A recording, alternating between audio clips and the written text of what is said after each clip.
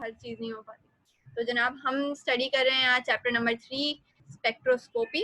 ठीक है, spectroscopy chapter number 3 जो है हमारा, उसके अभी तक हमने 2-4 टॉपिक कवर कर लिए थे लास्ट क्लास में। अब की बार हम स्टडी करने जा रहे हैं स्पेक्ट्रोस्कोपी।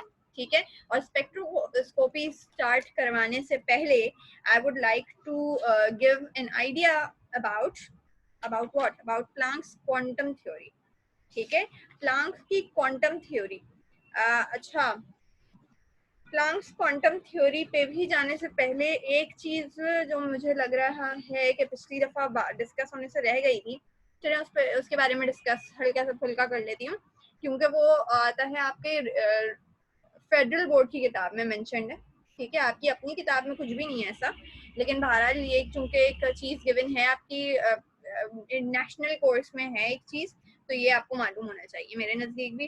देखें, आप सब लोग ये जानते हैं कि E/m मेजरमेंट ऑफ इलेक्ट्रॉन हुई थी। कैसे हुई थी? जे थॉमसन ने की थी। कैसे की थी?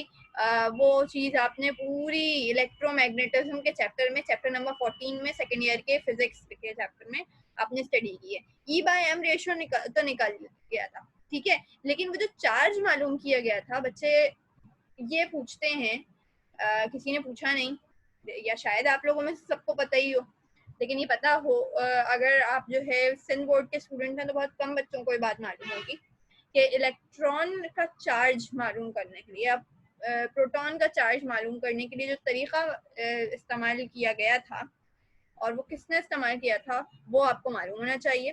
तो एक एक्सपेरिमेंट हुआ था before going towards this spectroscopy. चले हम उसके बारे में बात कर लेते हैं जरा सी। ठीक है, एक एक्सपेरिमेंट था मिलिकन्स। कुछ बताएगा कोई? एक मिनट, कोई इस एक्सपेरिमेंट के बारे में कुछ बता सकता है? एक था मिलिकन्स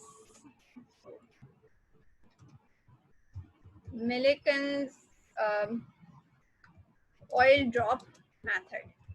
ठीक है, और ये जो मिलिकन्स ऑयल ड्रॉप मेथड था, इसकी अफादियत क्या थी, इससे फायदा क्या हासिल किया गया था, हम उस पर बात करते हैं जरा सी।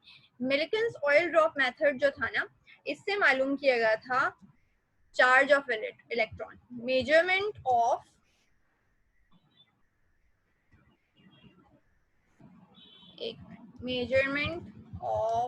Charge of electron. ठीक है, इस एक्सपेरिमेंट के बारे में आपको मैं थोड़ी सी इंफॉर्मेशन देना चाहूंगी। ठीक है, measurement of charge of electron हुई थी by Millikan's oil drop method. इसके अंदर कुछ भी नहीं था, आपको कोई खास बात इसके पूरे सिस्टम के बारे में याद रखने की जरूरत नहीं है, बस एक एपरेटस था जो मेटालिक चेम्बर एक बना हुआ था। ठीक है, उस चेम्बर के दो हिस्से थे, एक हिस्सा जो है वो एयर से फिल्ड था, दूसरा जो है वो वैक्यूम था। ठीक है, ऑलराइट, एयर का जो प्रेशर था वो मेंटेन किया हुआ था थ्रू वैक्यूम पंप। ठीक है, अच्छा, there are 2 electrodes in that system, in that chamber. ठीक है, और इसके और जो है उसके अंदर ऑयल ड्रॉप्स का इस्तेमाल किया गया था। ठीक है, और क्योंकि इसका आपने देखा इस मेथड का नाम ही मिलिकन्स ऑयल ड्रॉप मेथड था, तो मिलिकन ने क्या किया, fine spray of oil droplets का यूज किया। ठीक है, जो कि, और वो फाइन स्प्रे कैसे बनाए गए थे, एक चीज से बनाए गए थे जिसको कहा गया एटमाइजर। ठीक है, अब इसके पूरा जो सिस्टम प्रोड्यूस किया उसने, वो कैसे किया, उसके बारे में हम एज सच डिस्कशन में नहीं पढ़ रहे। ठीक है, क्योंकि हमें उसकी फिलहाल एज सच नीड नहीं है। ठीक है, यहाँ पे जो वेलोसिटी थी ड्रॉपलेट की, ठीक है, हो सकता है आपसे पूछ लिया जाए उसके बारे में, तो मैं वो बता देती हूँ। ठीक है, वेलोसिटी ऑफ द ड्रॉपलेट, ठीक है, वो मेजर की थी V1, हम उसको कह रहे हैं। ठीक है, और वो क्यों कह रहे हैं, एक मिनट, इसमें मुझे प्रोपोर्शनैलिटी का निशान दिखे नहीं रहा, आई गेस इधर नहीं है। अच्छा चलें, is directly proportional to V1 is directly proportional to what, 2 mg, ठीक है। ये v1 क्या है, it is the velocity of droplet, ठीक है। ये जो आपको मैंने अभी बताया ना कि एक इसके अंदर क्या मौजूद थे, दो प्लेट्स लगी हुई थी, दो इलेक्ट्रोड्स लगे हुए थे, उनके दरमियान जो है स्प्रे ऑफ ऑयल ड्रॉप्स बनाए दिए जाते थे थ्रू एटमाइजर, ठीक है। तो इस के हवाले से मिलिकन्स ऑयल ड्रॉप मेथड के हवाले से क्या क्या चीजें थी मौजूद, एक चेम्बर था, ठीक है, चेम्बर था, चेम्बर में जो है एयर थी, ठीक है, air with the air pressure maintained by vacuum pump, सही। मैं कोशिश करूंगी कि आपको इसके बाद थोड़ा सा जो है इसकी तस्वीर वगैरह भी दिखा दूं ताकि आपके जहन में एक चीज क्लियर हो जाए, ठीक है। एयर प्रेशर, फिर जो है एक चीज आपने याद रखनी है, इसके अंदर क्या था, मतलब अगर आपसे सवाल कर लिया जाए कि मिलिकन्स ऑयल ड्रॉप मेथड जो था उसके अंदर जो एपरेटस इस्तेमाल किया जाता था या किया गया था, उस एपरेटस के अंदर जो है क्या क्या चीजें मौजूद थी, तो मैं इम्पोर्टेंट चीजें जो है वो बता दे रही हूँ, ठीक है। ये जो एटमाइजर था, ठीक है, एटमाइजर वाज यूज्ड फॉर, मैंने क्या बताया अभी, एटमाइजर जो है वो क्या करता था, it produced, atomizer produces what, atomizer produces fine spray of oil droplets, ठीक है, ये चीज आ गई। फिर हमें ये v1 मिलता है, v1 is the velocity of the droplet, ठीक है, जो डिपेंड कर रही थी बेसिकली वेट पर, ठीक है। mg क्या होता है, mg is weight, mass and gravity, ठीक है। तो ये वेट पे डिपेंड कर रही थी कि जितना ज्यादा वेट होता था ऑयल ड्रॉपलेट का, उतनी ही ज्यादा उस ड्रॉपलेट की वेलोसिटी होती थी। बहुत ज्यादा इसकी गहराई में पढ़ने की जरूरत नहीं है, ठीक है, इसके लिए परेशान होने की जरूरत नहीं है क्योंकि आपके सिलेबस का एज सच पार्ट नहीं है। जो जो चीजें पूछी जा सकती हैं मैं आपको सिर्फ वो बता रही हूँ, ठीक है। अगर किसी को बहुत दिलचस्पी हो तो I play a video for you, ठीक है, I try to play a video for you ताकि आप देख सकें, या मैं ऐसा करूंगी कि आप लोगों को एक वीडियो जो है वो यूट्यूब की वीडियो आपको एक लिंक भेज दूंगी ताकि आप देख लें, ठीक है। और V2 एक चीज थी, ठीक है, V2 क्या है, the droplet moves upward against the action of gravity. ये जो प्लेट्स इसके अंदर मौजूद थी ना, जो चेम्बर में मैंने कहा कि दो इलेक्ट्रोड्स लगे थे, वो इलेक्ट्रोड्स किस तरह लगे हुए थे, वो हॉरिजॉन्टली लगे हुए थे, ठीक है। तो एक जो था और ऑयल ड्रॉपलेट उनके दरमियान में आना था, सही। तो वो जो ऑयल ड्रॉपलेट उनके दरमियान में आना था, वो oil droplet definitely upward move करेगा अगेंस्ट द ग्रेविटी, किस वजह से, क्योंकि इलेक्ट्रोमैग्नेटिक फील्ड भी तो है, ठीक है। तो वो वेलोसिटी जो है वो किस के प्रोपोर्शनल थी, वो वेलोसिटी जिससे ऑयल ड्रॉपलेट अपवर्ड मूव कर रहा था, वो किसके डायरेक्टली प्रोपोर्शनल थी टू ई ई ई क्या हो गया, फोर्स, ठीक है, इलेक्ट्रोमैग्नेटिक फोर्स माइनस mg। ये वही फॉर्मूलाएं हैं जो आपने इस्तेमाल किए हैं चैप्टर नंबर 12 में, इलेक्ट्रोस्टैटिक्स में आपने ये वाला फॉर्मूला यूज किया था, याद है। तो यहाँ पे आप कुछ चीजें इलेक्ट्रोमैग्नेटिज्म और इलेक्ट्रोस्टैटिक्स से रिलेटेड आप इन टॉपिक्स में पढ़ रहे हैं, जैसे E/m वैल्यू जो ऑफ इलेक्ट्रॉन जो मालूम की गई थी, वहां पे कौन सा फिनोमेना अप्लाई किया गया था, इलेक्ट्रोमैग्नेटिज्म का, ठीक है। जबकि जो मिलिकन्स ऑयल ड्रॉप मेथड है, वहां पे कौन सा फिनोमेना यूज हो रहा है, वहाँ कौन सा फिनोमेना यूज हो रहा है, वहाँ फिनोमेना यूज हो रहा है इलेक्ट्रोस्टैटिक्स का और इलेक्ट्रोमैग्नेटिज्म का, यहाँ पे भी यूज है, ठीक है। अब होता क्या था कि बस एक रेशो निकाला जाता था V1/V2 का, ठीक है, और V1/V2 का जो रिलेशन था, और V1 ये जो V1 V2 की वैल्यूज थी बेसिकली माइक्रोस्कोप के जरिए मालूम की जाती थी, ठीक है, माइक्रोस्कोप यहाँ पे यूज होता था। और ये जो G और E है तो आपको पता है, स्मॉल g ग्रेविटी, और कैपिटल ई इसकी वैल्यू मालूम होती थी, ठीक है, क्योंकि ई हम खुद प्रोवाइड कर रहे हैं, ठीक है, और जी जो है वो तो कांस्टेंट है, ठीक है, ये नॉन वैल्यूज होती थी। बाकी mass of droplet can be determined by varying the electric field, right. Electric field आप जो है जिस तरह से आप उसको यूटिलाइज करेंगे तो आप मास ऑफ ड्रॉपलेट जो है वो चेंज भी कर सकते हैं, ठीक है। तो mass of the droplet can be determined bye varying the electric field in such a way that the droplet is suspended in the chamber, as I told you, ठीक है। एक minute, let me tell you, ये हमारी आ गई ये एक plate, ठीक है, और इसके हॉरिजॉन्टल में ही दूसरी plate, right, electrodes basically, right. और यहाँ पे मुझे एक अदद मिल जाए, ये मेरी बच्चियाँ मुझे क्या बोल रही हैं, एक साइड एयर दूसरी साइड, मैं अभी बताती हूँ। मेरी आवाज बंद हो गई, अभी आ रही है बच्चों आवाज? एक बच्चा जल्दी से रिप्लाई करे।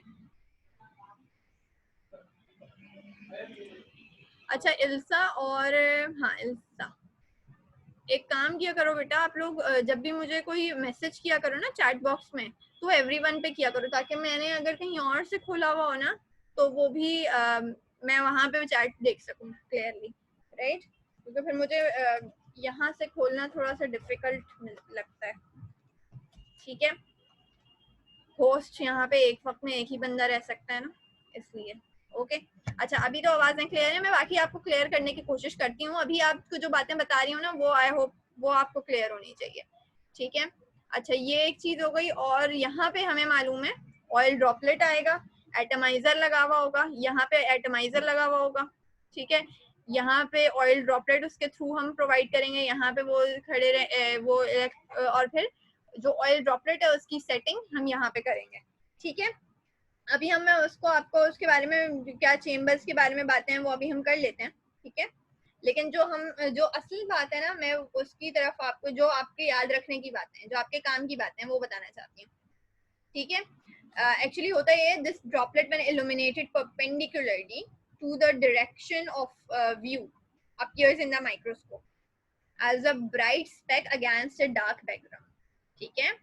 दिस ड्रॉपलेट जो आप ये ड्रॉपलेट देंगे यहाँ पे, वो इल्यूमिनेटेड जब आप उसको इल्यूमिनेट करते हैं, ठीक है, तो that would appear in the microscope as a bright speck against a dark background. ये एक जुमला लिख लो, ठीक है।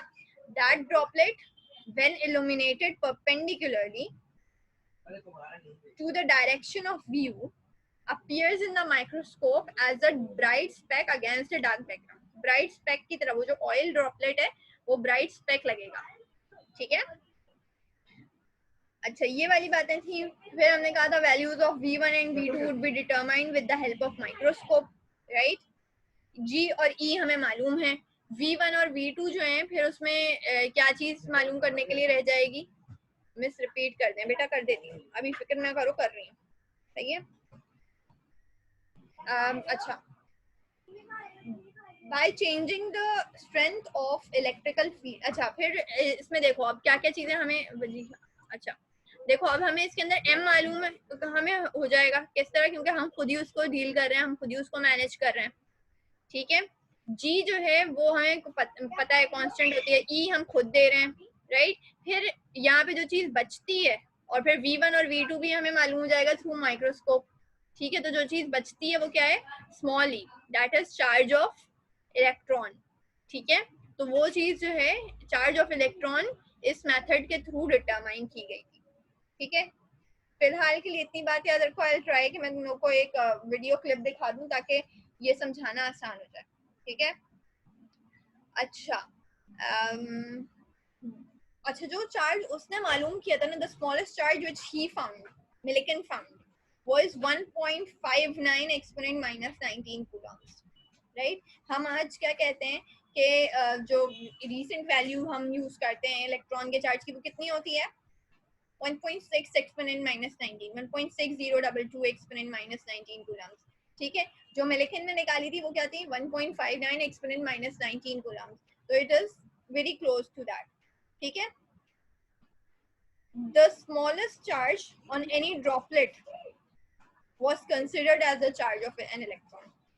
ठीक है, वो जो ड्रॉपलेट था ना उसको इतना छोटा और इतना माइन्यूट बनाया गया था, ठीक है, राइट, इतना माइन्यूट बनाया जाता था कि that could give the charge, that could give an idea of the charge of an electron.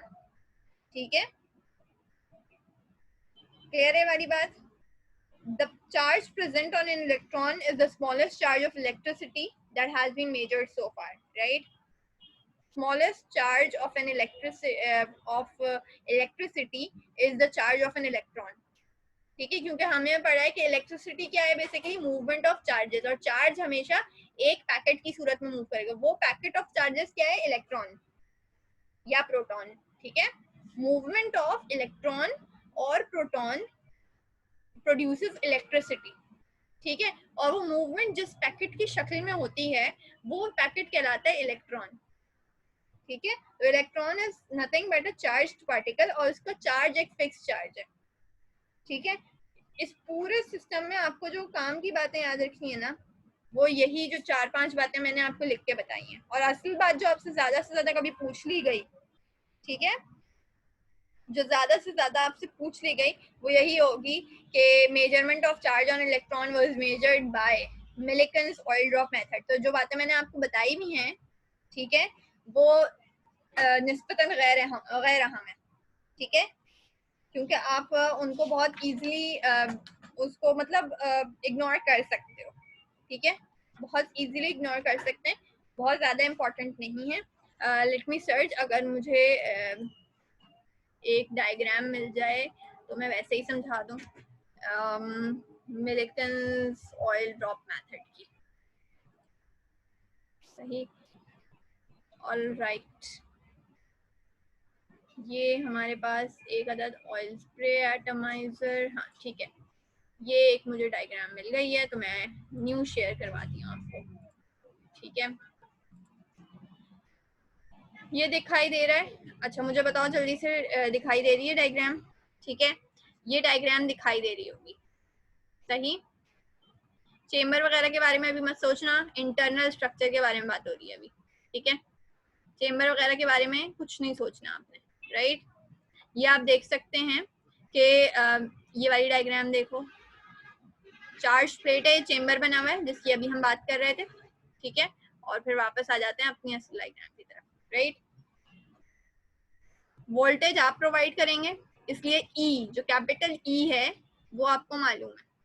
ठीक है, ऑयल स्प्रे दिया जाएगा थ्रू एटमाइजर, ये एटमाइजर है, दिस इज द एटमाइजर जिसकी मैं अभी बात कर रही थी। ठीक है, और ये एटमाइजर ऑयल ड्रॉपलेट्स को इतना माइन्यूट बनाएगा, इतना माइन्यूट ऑयल स्प्रे करेगा कि यहाँ तक पहुंचने पे जो ऑयल ड्रॉपलेट आ रहा है, ठीक है, वो एक इलेक्ट्रॉन जितना चार्ज ही रख सके। ठीक है, ये बात समझ आ रही है? मतलब जो माइन्यूट पॉसिबल है पार्टिकल वो बन सके। ठीक है, यूनिफॉर्म इलेक्ट्रिक फील्ड यहाँ पे बनाई गई है with a certain D. D क्या होता है? Distance between the two plates. और एक microscope perpendicular to the field जो है रखा है। ठीक है, फील्ड यूं है ना, और perpendicular to the field microscope arrange किया गया है। व्यू यहाँ से करेंगे, ऑयल स्प्रे होगा, ऑयल स्प्रे से इसकी मूवमेंट देखी जाएगी जिससे वेलोसिटी मालूम हो सके। ठीक है, और इलेक्ट्रिक फील्ड मालूम हो गई, कैपिटल ई पता चल गया। ठीक है, कैपिटल ई मालूम हो गया तो, और एम हमें मालूम हो गया थ्रू दिस, क्योंकि हम एटमाइजर के थ्रू बना रहे हैं।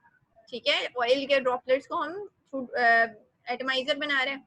ठीक है, तो हमें मास ऑफ ऑयल ड्रॉपलेट भी मालूम है। ठीक है, और वोल्टेज चूंकि हम खुद फराहम कर रहे हैं, डी हमने खुद रखा है, तो ई मालूम करना कोई मुश्किल बात है? कोई मुश्किल बात नहीं है।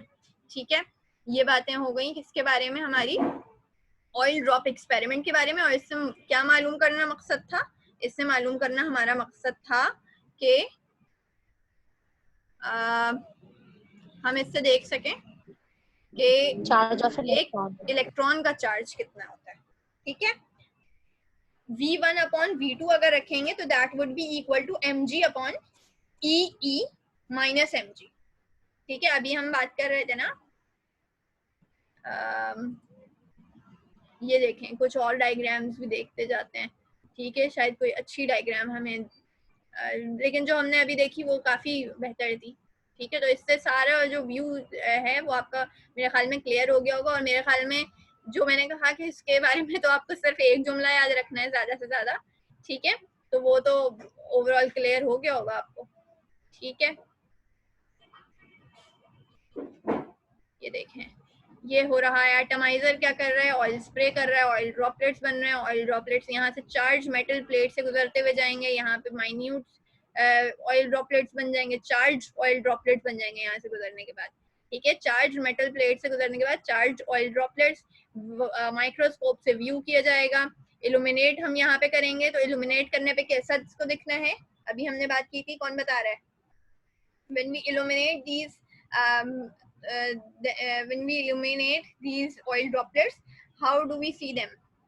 ठीक है, ये किस तरह इनकी प्रेजेंटेशन क्या होती है, कौन बता रहा है? They are seen on the microscope as a bright speck, SPECK, as a bright speck against a dark background. ये जो आप पूरा देख रहे हैं, this is dark background. और ये जो charged oil droplets हैं, they would be seen as on the microscope, they would be seen as bright speck. ठीक है, लाइट सोर्स हमने यहाँ से दी, माइक्रोस्कोप यहाँ से देख रहे हैं, आयोनाइजिंग रेडिएशंस हमें यहाँ मिल रही होंगी। ठीक है, डेफिनेटली। और ये हमारा एटमाइजर है। आई होप सब क्लियर है अब। ठीक है, अब मेरे ख्याल में कोई ज़रूरत पेश नहीं आएगी आपको दोबारा उठा के इसको देखने की भी, क्योंकि बात क्लियर हो चुकी है, आई होप। ठीक है, अच्छा जनाब, हम बात कर रहे थे किसके बारे में? इसके बारे में चैप्टर नंबर 3 में हमने ये एक चीज़ ऐड करनी थी, और ये भी बात मैंने बता दी कि 1.59 exponent minus 19 Coulomb's was the charge which Millikan measured. ठीक है, while 1.6022 exponent minus 19 coulombs is the charge we use these days. ठीक है, क्योंकि डेफिनेटली बाद में चेंजेस थोड़े बहुत आए, तो बहुत माइन्यूट डिफरेंस है। तो मिलिकन का जो मेथड था इलेक्ट्रॉन का चार्ज मालूम करने का, दैट वाज अ विक्ट्री। ठीक है, मास ऑफ इलेक्ट्रॉन कैसे मालूम किया था? अब जब आपने मालूम कर लिया E/m रेशो, तो आपने आपको किसने निकाल के दिया था, कौन बता रहा है? किस साइंटिस्ट ने E/m रेशो निकाल के दिया था? अभी थोड़ी देर पहले भी मैंने उसका नाम लिया था। जी बिल्कुल, हमने बिल्कुल सही जवाब दिया, जे थॉमसन ने निकाल के दिया था। चैप्टर नंबर 14 फिजिक्स में आपने पढ़ लिया होगा। आई डोंट नो डॉक्टर हमने पढ़ा दिया आपको या नहीं पढ़ा दिया, लेकिन बहरहाल इंटर में तो पढ़ के आए हो। ठीक है, E/m मालूम हो गया। ई आपको किसने निकाल के दे दिया? मिलिकन ने निकाल के दे दिया। E/m आपको जे थॉमसन ने दे दिया 1897 में। 1909 में मिलिकन ने आपको इलेक्ट्रॉन का चार्ज मालूम करके दे दिया। जब E मालूम हो गया, E/m मालूम है, तो m मालूम करना कोई मुश्किल बात है क्या? कोई मुश्किल बात नहीं है। ठीक है, तो E/m में आप जो है वैल्यूज पुट कीजिए। E/m की वैल्यू क्या होती है, कौन बता रहा है? E/m of an electron is 1.758 exponent 8। Very close, very nice. ठीक है, एक्सपोनेंट 8 कब यूज होता है? जब आप ग्राम्स में। ठीक है, ओके, 1.7588 एक्सपोनेंट 11 कूलम्स पर किलोग्राम, या फिर हाँ ठीक है, यू आर राइट, एक्सपोनेंट 8 के साथ भी, but that makes a different value. ठीक है, अच्छा जनाब, फिर जो है मास ऑफ इलेक्ट्रॉन कितना निकल के आया हमारे पास? 9.1 एक्सपोनेंट माइनस 31। ठीक है, ये मेरे ख्याल में आज बहुत सारे बच्चों के लिए नया टॉपिक होगा। कितने बच्चे हैं, जल्दी से मुझे बताओ, कितने बच्चों के लिए टॉपिक फर्स्ट टाइम था पढ़ा हुआ? इससे पहले कभी मिलिकन का नाम नहीं सुना? कौन बताएगा?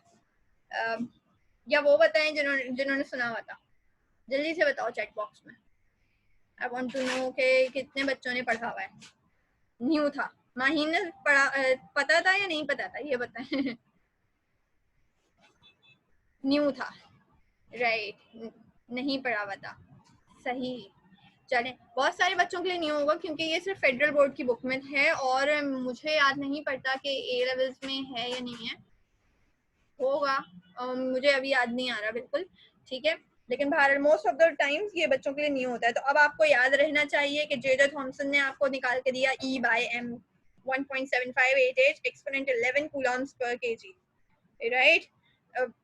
मिलिकन ने आपको निकाल के दिया क्या? मिलिकन ने निकाल के दिया charge of electron which was 1.59 exponent minus 19 coulombs or 1.6 exponent minus 19 coulombs, right? And then आपके लिए मास ऑफ इलेक्ट्रॉन निकालना कोई मुश्किल नहीं था, मास ऑफ इलेक्ट्रॉन आपने इसी तरह निकाल लिया, ठीक है, और जो कि निकला 9.1 एक्सपोनेंट माइनस 31 किलोग्राम।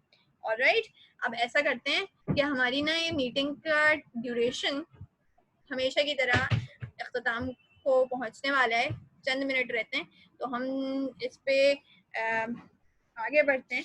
लेकिन उससे पहले मैं आपसे जो है आपको कुछ वैल्यूज और लिखवा देती हूँ, ठीक है, और उसके बाद फिर न्यू मीटिंग स्टार्ट करेंगे और फिर मैं एक छोटा सा रिव्यू देने के बाद स्पेक्ट्रोस्कोपी पे आती हूँ, ठीक है। प्रोटॉन का कितना चार्ज होता है? 1.6 एक्सपोनेंट माइनस 19, ठीक है। ये हमें कैसे मालूम कि जितना एक इलेक्ट्रॉन का चार्ज होगा एग्जैक्टली ऑपोजिट उतना ही जो हमारा न्यूक्लियस है उसमें भी उतने ही पॉजिटिव चार्ज, उतना ही पॉजिटिव चार्ज मौजूद होता है, ठीक है। इसलिए हम उसका रिलेटिव चार्ज जो है वो +1 लेते हैं, तो 1.6022 exponent minus 19 Coulomb's is the charge of a proton plus में, ठीक है। और मास जो है उसका कितना होता है 1.6 एक्सपोनेंट माइनस 27 kg, ठीक है, या माइनस 31 ग्राम्स, ठीक है। और अगर AMU में मास लें तो AMU में प्रोटॉन का मास कितना होता है 1.007, ठीक है, जबकि न्यूट्रॉन का मास कितना होता है 1.008 AMU, ठीक है। मास इन kgs approximately similar 1.6750 exponent minus 27 kilogram या माइनस 31 ग्राम। प्रोटॉन का था कितना 1.6726, जबकि न्यूट्रॉन का कितना है 1.6750, ठीक है। इलेक्ट्रॉन का चार्ज कितना है 1.6 एक्सपोनेंट माइनस 19, रिलेटिव चार्ज जो है वो कितना हो जाएगा -1, मास कितना है 9.1 एक्सपोनेंट माइनस 31 किलोग्राम, और मास इन AMUs is 5.4858 exponent minus 4 AMU, 5.4858 exponent minus 4 AMU, ठीक है। आई होप आप बच्चियों ने लिख लिया होगा, ठीक है। प्लांक की क्वांटम थ्योरी क्या थी, अब इस पर बात कर लें। मेरे ख्याल में प्लांक की क्वांटम थ्योरी तो आई गेस कंप्लीट हो जानी चाहिए इतनी देर में, ठीक है। तो प्लांक की क्वांटम थ्योरी के बारे में बात कर लेते हैं थोड़ी सी। Let me clear all my drawings, ठीक है, and here we start with Planck quantum theory, right. Planck की क्वांटम थ्योरी है। Max Planck was the name of scientist who explained this theory in 1900. What he did was that he explained the emission and absorption of radiation, which according to him was in packets of energy, ठीक है, and those packets of energy were named as quantum, ठीक है। तो Planck जो था उसने बताया कि एनर्जी के जो पैकेट्स होते हैं वो क्या होते हैं क्वांटम, ठीक है, और उसके according energy travels in a discontinuous manner, ठीक है, it energy travels in a discontinuous manner. ये कौन कह रहा है? Planck's quantum theory. You should write this point within your notebooks, ठीक है। According to Planck, energy travels in a discontinuous manner and it is composed of large number of tiny discrete units called quanta or quantum, ठीक है। According to him, energy is not emitted or absorbed continuously, ये हमने बात की, ठीक है। discontinuous manner में वो absorb होगी या emit होगी, ठीक है। or rather it is emitted or absorbed in a discontinuous manner and in the form of wave packets. Each wave packet or quantum is associated with a definite amount of energy. अब वो जो packets of energy है ना, जैसे packets of charge थे electron, ठीक है, तो being a packet of charge, they were always equal in their quantity of charge. हमेशा 1.6 एक्सपोनेंट माइनस 19 कूलम होगा, इससे ज्यादा ना कम, ठीक है, एक इलेक्ट्रॉन। वैसे ही अकॉर्डिंग टू प्लांक जो एनर्जी की मूवमेंट है, आर्बिट्ररी क्वांटिटी बात करते हैं अभी, लेट मी स्पीक, ठीक है, आर्बिट्रेरी क्वांटिटी के बारे में बताती हूँ। ठीक है, अच्छा जनाब, हम क्या कह रहे थे? Each wave packet had a definite amount of energy, ठीक है, and in case of light these packets of energy are or these quanta are known as what? These quanta are known as what in the case of light? कौन बता रहा है? photons, ठीक है, photons, बिल्कुल सही, ठीक है, photons कहलाते हैं। the amount of energy associated with each quantum radiation, ठीक है, had a specific energy, ठीक है, which was associated with its frequency, ठीक है, हर अमाउंट ऑफ एनर्जी जो है हर रेडिएशन की डिपेंड करती थी ऑन इट्स फ्रीक्वेंसी, ठीक है, इक्वल नहीं होती थी, बल्कि डिपेंड करती थी किस पे? उसकी फ्रीक्वेंसी पे। तभी हमने कहा कि E equals to H nu, जहाँ पे एच क्या था? एच वॉज प्लैंक्स कांस्टेंट, जिसकी वैल्यू आपको हमेशा याद होनी चाहिए, और जितने यूनिट्स में है उन सब में याद होनी चाहिए, अर्ग इंटू सेकंड में भी याद होनी चाहिए, जूल इंटू सेकंड में भी याद होनी चाहिए। 6.625 exponent minus 34 joule into second, while 6.625 exponent minus 27 अर्ग इंटू सेकंड। बुक में है, कॉपी कर लेना, याद कर लेना, रट लेना, ठीक है। एच की वैल्यू, प्लैंक्स कांस्टेंट की वैल्यू ये थी, ठीक है। और इनफैक्ट इट इज, अब ये है क्या? प्लैंक्स कांस्टेंट खुद क्या है? Planck's constant is basically the ratio of energy and the frequency of photon, E upon nu, समझ आ रही है? Energy upon frequency is Planck's constant. ये तो हमें लिखा हुआ दिखाई देता है, E equals to H nu है, तो E upon nu is always remains the same, ठीक है। energy upon frequency always remains the same, which is h, the Planck's constant, ठीक है। बाकी frequency of every photon or wavelength of every photon is like you always know, ठीक है। nu equals to v equals to c, nu equals to यानी frequency is equal to c upon lambda, यानी velocity of light upon the wavelength of that particular radiation, ठीक है। Energy किस पे depend कर, energy का क्या फॉर्मूला हो जाएगा? इस तरह से इक्वल्स टू एच न्यू है, तो एच सी अपॉन लैम्डा हो जाएगा, ठीक है। अब बाकी जो बातें हैं वो मुझे लगता है मुझे अगली क्लास में करनी चाहिए, क्योंकि मेरे पास 1 मिनट, लेस देन 1 मिनट रहता है जूम के अकॉर्डिंग, ठीक है। तो नेक्स्ट क्लास में मिलते हैं आपसे with the with a review of this Planck's quantum theory and spectroscopy then, ठीक है। Okay, take care, meet you in a few minutes.